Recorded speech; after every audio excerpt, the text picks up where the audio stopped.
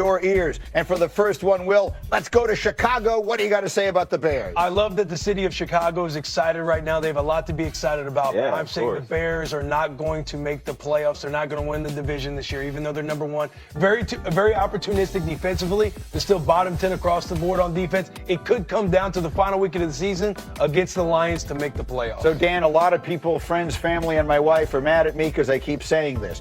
But this Bears season, the success of it, will not be judged by their record. It will be judged by the fact that they have finally done it. That Ben Johnson and Caleb Williams have created together the quarterback this franchise has been missing for a century. And the ascension, even if it starts next year rather than this, will be what they've been waiting for. This past month for Chicago has been the most important month in years. And it's because you've seen every single week Caleb get better at the things he's been bad at. He's created less problems. He's solved more. He's had more answers to what the defense has given him. He's been outstanding in the play action pass, and he's been clutch in some big time moments. There's nothing but good. That's why I said wait till November. There's nothing but good vibes coming out of Chicago strictly because of the way the quarterback's playing. That's right. And I understand why you can't tell fans it doesn't matter if you make the playoffs. Obviously, they want to see their team win. Agreed. This has been a smashing success either way. All right, the next straight out of Compton. Let's stay in the NFC North. What do you got on J.J. McCarthy? Patience. People are going to hate to hear the word patience, but it is patience with J.J. McCarthy. You're going to have ups and downs for the rest of the season. He's thrown for 53% completion rate, 800 yards, 6 touchdowns, and 8 interceptions in his first 5 games. Another guy to compare that to, Josh Allen, had very similar stats in his first 5 starts. So patience with J.J. McCarthy. So, I mean, Dan brought up, Hawk, the other day, yes, patience, of course. We all know it's 5 games. You can't judge a player on 5 games. But Dan was saying, I mean, the misses were alarming, right? Like the magnitude, how badly he's been missing. It's one thing to miss by a little. He's missing by a lot. Are you alarmed by what you've seen? I'm not alarmed because I feel like what we're seeing from J.J. McCarthy is fixable. Dan talked about it yesterday on NFL Live. He talked about his mechanics, him having to get more in rhythm and letting his feet tell him where and what to do in the right moment. For J.J., he's been focused so much on coming back from injury, and he is only 5 games into his career. The encouraging part of what we've seen from J.J. is his ability when the stakes get high, he plays his best. That is something that has carried over from college, and you've still even seen it in his first 5 starts. Hang in there. In the offseason, he needs to fix and address some of these mechanical issues, but he absolutely still has a lot of ability. I feel a lot better about JJ today and yesterday after diving into those misses than I did immediately Monday. Okay. We talked about it and broke it down and demoed it yesterday. It's a mechanical thing. He gets far too wide in his step.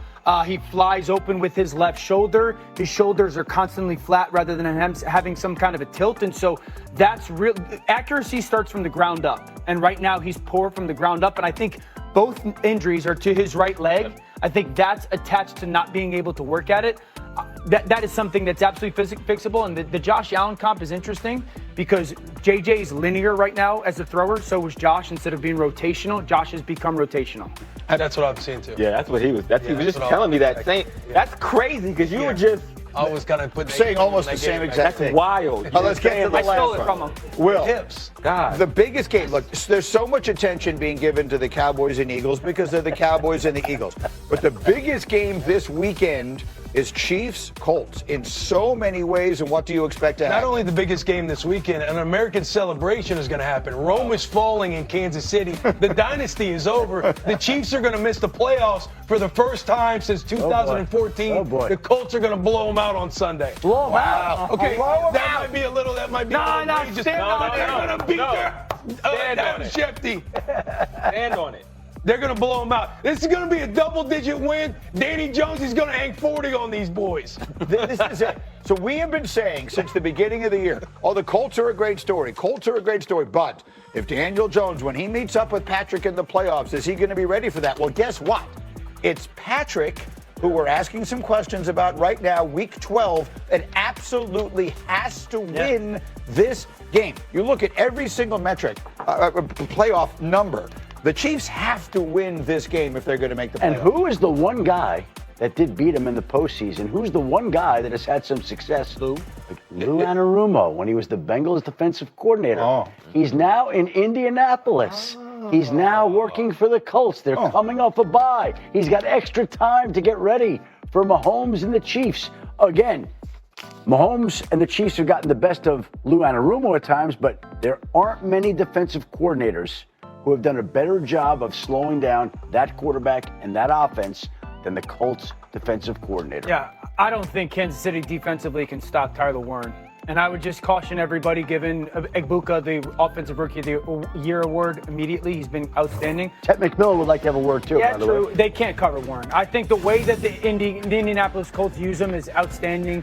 He's one of those guys that you can dump a screen off to him and all of a sudden 25 yards later, because he's so good with the ball in his hands. They'll use him in their run game. If you use him in your run game, you can then use him in your action game. Players over plays, moments. You can throw him balls with the contested catch, his ability to just make strong catches. I think you got to match up with him, size, physicality, ball skills. You can give it to him short, and he could just be physically more dominant than other people. And then down the field, this is where I think Kansas City's going to struggle. You play against Kansas City, throwing to the tight end. Teams this year are 44 for 52 throwing to their tight end against Kansas City defense. This young man is a special talent. Think of Dalton Kincaid and what he did a couple weeks ago against this Kansas City defense. I think Tyler Warren has a massive day and leads the Colts to a win as well. Let me put a number to this, Cindy, if we could see C27. I mean, the Chiefs, I told you the other day, they have to win out in order to assure themselves of a playoff spot. Otherwise, they will need some help.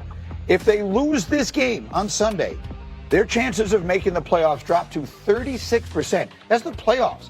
This is a team that's been in the last 3 Super Bowls, and they will have only a 36% chance to make the playoffs. I've heard from everyone here but you, Hawk. Who do you expect to win this game? I'm not betting against Patrick Mahomes. He's never lost 3 in a row. They understand their backs are against the wall, and I feel like in most times in those situations, he plays at his best. Even if you look at it schematically offensively, there were big throws last week for the Kansas City Chiefs that they didn't connect on, that they have to connect on. One to Xavier Worthy, one to Thornton down the field. And I think when you have their kind of receiving core and weapons on the outside, including Travis Kelce, it's receiver by committee, but each portion of the field needs to execute. They didn't do that down the field, which is why the whole thing kind of crumbled.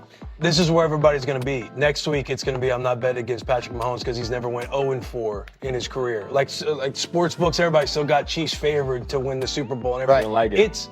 It's over. You're believing what your eyes are seeing. This goes beyond football. Last week's game wasn't close. Families need to prepare in Kansas City for Thanksgiving feasts and start having conversations that their Chiefs are no longer going to be in the playoffs this year. Families need to prepare for Christmas that their children are going to be asking for Bo Nix jerseys and not Patrick Mahomes. That is where we're getting to, fellas. Now we were talking. Look, I mean, Graziano was here the other day. He covered that game. And he said, just standing on the sideline, the Broncos were just better than them. We kept waiting. Oh, Patrick's going to do this. The Broncos look like a better team. Some of these teams look better. We'll see if Indy looks better than them. And I'll tell you this, it's the most athletic offensive line Kansas City has played all year. This is the, And I know we're supposed to take them one at a time, but Thanksgiving is a week from today. Dallas. And that Dallas Cowboys-Chiefs matchup is awfully appetizing. And when you play in Dallas, you get a different Cowboys team than you do on the road. That's not going to be playing in Dallas, coming off of a win against Philadelphia too. Mind you. Whoa. So now we're getting way ahead of ourselves. But this Sunday's game is a monster. Also, this